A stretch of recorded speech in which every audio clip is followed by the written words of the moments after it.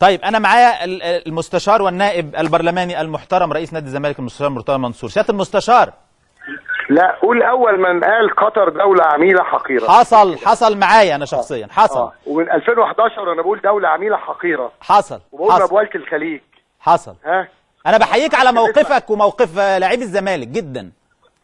هو ده النادي الوطنيه، ما هو ليه الزمالك اسمه نادي الوطنيه؟ ما انا قلت ده والله في التاريخ، انا قلت المختلط قلت ده نادي الوطنيه والكرامه، وده الاسم اللي اطلقته على نادي الزمالك، ده اسمه نادي الوطنيه والكرامه. اليافطه انا بعدي من عليها جميله جدا.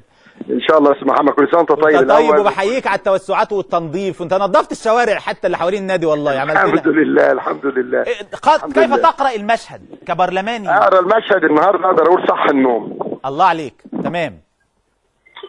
دول كانت نايمه بقالها سنين صحيت النهارده. صح كده، اسمها صح النوم. صحيح. اسم برنامج اسمه صح النوم. صحيح. النهارده صح النوم. صحيح. صحي متاخر بس في الاخر صحيوا. صحيح. ياما نبهنا ان اولادنا اللي بيتقتلوا كل يوم شهدائنا. صحيح. مش في مصر بس، في ليبيا، في سوريا، في العراق، في اليمن، وفي مصر. خلاص المجرم معروف، قطر وتركيا. صحيح. المجرم قدامنا. كل شويه نقول المرض، كل شويه نعمل جنازه. طب وبعدين؟ سيادة المستشار، افكرك انت مره جبت شنطه صور لموزه والنشطاء اللي بيقابلوها. تفتكر؟ ايوه، انت اول واحد طلعت لي صور واحنا في التحرير، اول واحد الحقيقه. تمام. يعني وبعدين ايام ما كان بيقول لك الراجل البذيء قليل الادب لسانه طويل. ايوه انا لساني طويل على ايمن نور، البرادعي، القرضاوي، موزه، كل العملاء اللي دمروا العالم العربي، وانا افخر بده. خلي بالك العيال بتتريق على الفيسبوك ويقول لك كل حاجه، يقول لك امه وامه. انا عمري ما غلطت في حد محترم. اول واحد، انت عارف قضيه موقعة الجمل دي الوهميه اللي انا الراجل، انا اللي رفعت قضيه بحل الحزب الوطني وسقطوني في الانتخابات 3 مرات، حتى انتخابات نادي الزمالك دخل مع واحد اسمه حسن حفظي يدور الانتخابات لممدوحه. بس انت عارف القضيه دي الراجل اللي حكم عليها براءه قال غيابي، قال كل ما نسب لمرتضى منصور هو سب وقذف موزه والشيخ حمد جوزها والبرادعي وايمن نور. تخيل ان هم العالم كله يديهم بالجزمه. ده القاضي كاتب كده، مستشار مصطفى عبد الله. ايوه. تمام. وده فخر وسام على صدري ان انا حتى ال 15 يوم اللي حبستهم احتياطي من محمود الصبروت اللي ربنا انتقم منه، واخد بالك، في النهايه طلع انا صح. وبقول تاني، احسن قرار خده الرئيس السيسي هو قطع العلاقه مع هذا التعبان المسموم اللي اسمه قطر. تمام. احسن قرار خده. انت بقى كقانوني، احنا نريد وانا عامل مبادره الحقيقه من خلال البرنامج ان احنا نحاكم حمد وتميم وموزة ومن والاهم في الدوحه امام الجنائيه الدوليه. شوف يا استاذ محمد، انا بس عايز انبهك لحاجه. اذا كان تميم وابو تميم وام تميم معتقدين ان دي النهايه، لا دي البدايه. ايوه. خد مني انا. دي البدايه، وهيدوقوا من اللي دوقوه للشعوب العربيه. هيدوقوا، خلي بالك. والاوروبيه، ده امبارح بتاع مانشستر طلع معاه الجنسيه الليبيه القطريه، الليبيه والقطريه، والصلابي ده معاه الجنسيه القطريه اللي هو رئيس في التنظيم قاعد في قطر. يعني حتى اوروبا، انجلترا يا عيني. وليه بقى؟ لان هم دول خلاص، دول بص يا فندم، تميم وامه وابوه طبعا انت عارف دي مؤسسه خيانه. نعم. حمد خان ابوه وتميم خان ابوه. صحيح. خلي بالك، وهيجي ياخد تميم هيخون تميم عادي، دي مش مشكله، دول خونه مجرمين. نعم. تمام. نعم. انا مش كل يوم هتبقى في جنازه شهداء مسلمين ومسيحيين، مدنيين وضباط وعساكر جيش وشرطه. صحيح. مش كل يوم. تمام. وبعدين بقول تاني يعني المره ال100 لسمو امير قطر، امير الكويت المحترم، السلطان قابوس المحترم. مش ممكن مجلس التعاون الخليجي بالكامل فيما عدا الدولتين المحترمين دول يبقى لسه ليهم علاقه مع هذا العميل. وعايز اقول لسيد امير قطر المحترم وشعبه المحترم، افتكر 2 اغسطس اعتقد سنه 90، امير الكويت يا سياده المستشار. امير الكويت. نعم. امير الكويت المحترم. نعم. 2 اغسطس 90. نعم. لما صدام هاجم على الكويت، غزو العراق للكويت. نعم. وغزو العراق، الجيش المصري هو اللي راح مع الكويت. صحيح. واستقبلنا اهلنا واخواتنا الكويت في مصر طول فتره العدوان. صحيح. تمام. صحيح. ورفضنا ان بنت او عيل صغير في الكويت يستشهد على ايد صدام.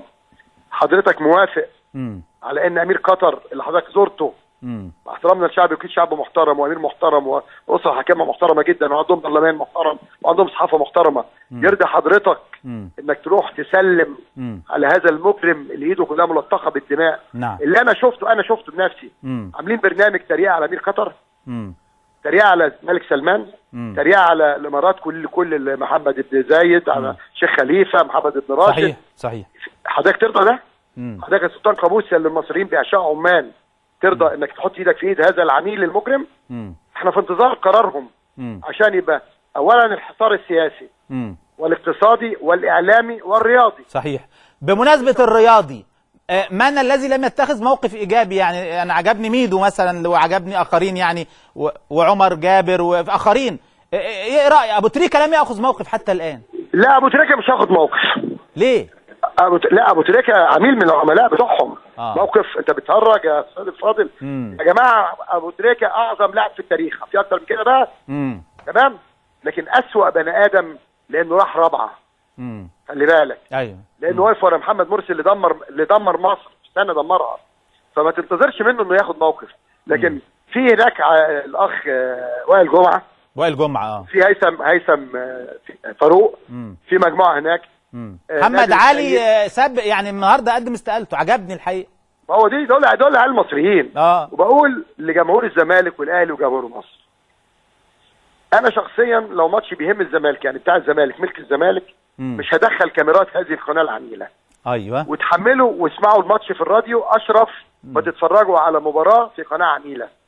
ده كلام مهم جدا. واتمنى من النادي الاهلي يعمل كده، واتمنى من المنتخب مصر يعمل كده وانا بريده، واتمنى يتم محاكمه الاخ اللي اسمه مجدي عبد الغني اللي بعد احداث المنيا واستشهاد هذه العشرات من اهلنا المسيحيين في المنيا، ثاني يوم كان ضيف عند موزه وابنها بيتكرم هو وابنه.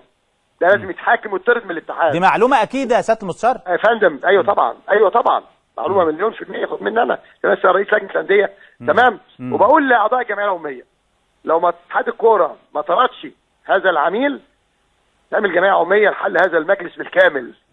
ليه؟ يا جماعه بيقتلوا اولادنا، بيقتلوا اخواتنا. صحيح. هو احنا عملنا لهم ايه؟ صحيح. انت عمرك شفتنا في يوم من الايام جينا ناحيه قطر ديا؟ لا خالص بالعكس. لما حصل 100 انقلاب هي مصر اتحركت. بس عايز اقول لك بقى السر بتاع قطر اللي انا قلته قبل كده بس الناس نسيت. فاكر الولد الامير القطري اللي بقى كان حمد ده، مش عارف عمه ولا جوز عمته، تمام، اللي هو كان عامل سباق سيارات في شارع العروبه وقتل 7 عمال كانوا قاعدين في الحديقه الوسطى. فاكره؟ من عده الولد ده هرب. فتم صدر امر بالقبض عليه.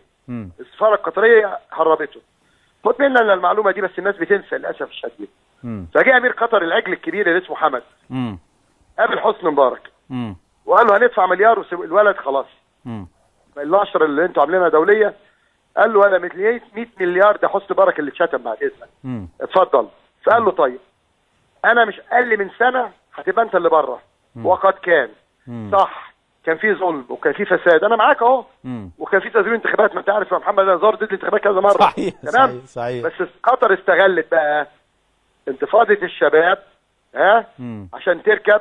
اقسم بالله العظيم ان احمد اخو موزه بشنط دولارات كان بيوزع دولارات في قلب ميدان التحرير. اقسم بالله العظيم، يمين هتحاسب عليه قدام ربنا. تمام. كان في شباب طبعا غاضب وشباب في بطاله وشباب اللي هو العشوائيات، لكن كان في ناس بقى اسراء واسماء وحمزاوي ومنزاوي دول بقى اللي كانوا بيقعوا علنا.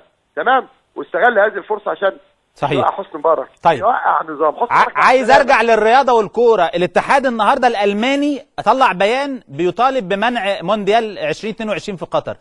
ليه ما خدناش موقف زي ده؟ رئيس الاتحاد الافريقي احمد انا قريت في بعض المواقع انه بيفكر ياخد موقف. ليه ما ندعموش؟ هقول لك حاجه، تصدق ان امريكا بجبروتها وفلوسها وامكانياتها وانجلترا بفلوسها جبروتها وامكانياتها خلاص وقعت قدام قطر في الكاس العالم اللي جاي اللي بعديه لما عملوا اختيارات، ولاول مره يسافر العجل حمد وموزه. موزه دي لها قصص كتير في لندن. ده حقيقي. خلاص. يسافروا يا محمد الاثنين يوم بقى القرعه ما تتسحب وكانهم عارفين النتيجه، وقطر تكسب امريكا. صحيح. وتكسب انجلترا. صحيح. خلي بالك. وكان مين رئيس الاتحاد؟ بلاتر وعصابته. صحيح. الفساد كله فساد. تمام. عشان باكد كلامك ان المفروض لا، انت عارف ان قطر درجه حرارتها في المونديال لما تيجي تلعب هتبقى 55 درجه. تمام. عايزين يعملوا في الاستادات خيام ويكيفوا الاستادات. لا ده انا في القمه العربيه 2013 رحت قالوا لي ده احنا هنكيف السماء، ده دافعين 100 مليار علشان يكيفوا الدنيا ويعملوا منشآت وكذا. ده يتحاكم بتهمه الاسامي الهطل العبط الهبل. لا مش عبط، لا هم عارفين دي دوله عميله خاينه.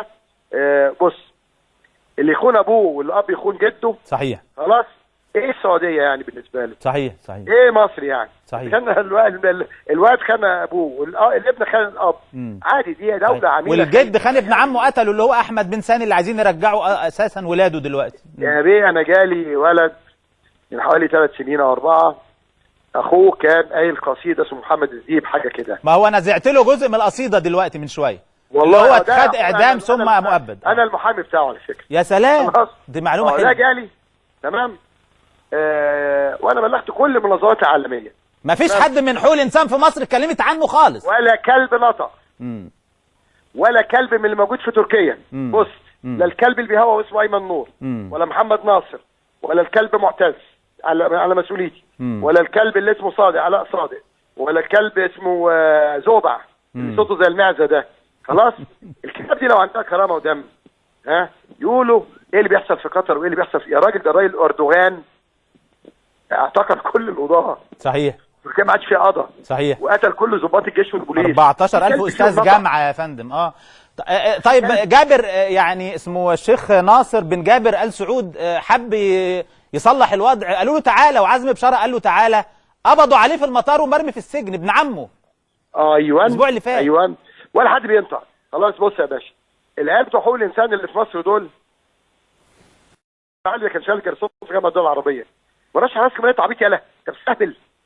انت جرسون في جامعه الدول العربيه في كباري جوه هنا في جامعه الدول العربيه، انت هتحرك مرشح رئاسه ايه؟ هو كل واحد قدم. هو انا عايز اعرف، هو انت جبت التوكيلات اللي تسمح لك انك تنزل عامل على الكارت بتاعك مرشح رئيس جمهوريه؟ هي وظيفه؟ انا مش فاهم. انا عارف اخر 2 مرشحين كان الاخ حمدين والرئيس السيسي. حضرتك من امتى كنت مرشح؟ المرشح ده لما يجيب التوكيلات المطلوبه واللجنه تقبله حسب القانون. الاشكال دي بقى. وناصر امين والواد اللي اسمه خالد البلشي، واخد بالك، جمال عيد. نسيت جمال عيد وخالد داوود. خلاص. نسيت جمال عيد. بيتكلم عن محدش فيهم بيتكلم عن اللي بيحصل في قطر في تركيا. لا هم واخدين حصري اللي اتأدب على بلدهم مصر. حصري. وعلى فكره انا في حاجات في النظام انا مش موافق عليها. نعم. وبنتقدها. نعم. تمام. لكن جوه مصر احنا بنقول كل حاجه، بنقول كل اللي عايزينه. جوه بلدي. نعم. ومحدش بيقبضني. خلي بالك. ومحدش بيقبضني. وفي عز حسن مبارك 5 سنين اللي قعدتهم في مجلس النواب من 2000 ل 2005 كنت ضد قانون الطوارئ. خلي بالك. وضد بيان الحكومه ما كنتش بوافق عليه. وكنت نفر في المجلس مش مهم. وكان ممكن ابقى رئيس لجنه تشريعيه ولا كلمه. لا انا كل القصه دي ما كانتش بتعنيني بشيء. ويمكن بقول لك لاول مره بقى وحسن مبارك موجود عرض عليا 2002 اجي وزير مجلس شعب وشورى مكان كمال الشاذلي. قلت لا شكرا. انا ماليش في الكلام ده خالص. انا بقول اللي انا عايز اقوله. نعم. البلد دوله بلدي بتعمل حاجه صح بقول صح، غلط بقول غلط، ودنيتنا مستقله. عشان كلام معاك جميل. انا البلد يتكلم. عايزك تقول جمله اخيره لتميم وآل ثاني في قطر الان. عايز اقول لتميم انت في مزبله التاريخ، ونهايتك هتكون اسود انت واردوغان. اسود من نهايه هتلر. وهتشوف في النهايه يا تنتحر يا تخش السجن، لانك انت مجرم وايدك ملطخه بالدماء انت وامك وابوك. خلاص. ولازم يعرف في حاجه الناس ناسيينها، كن فيكون دي بتاعت ربنا سبحانه وتعالى. صحيح. صحيح.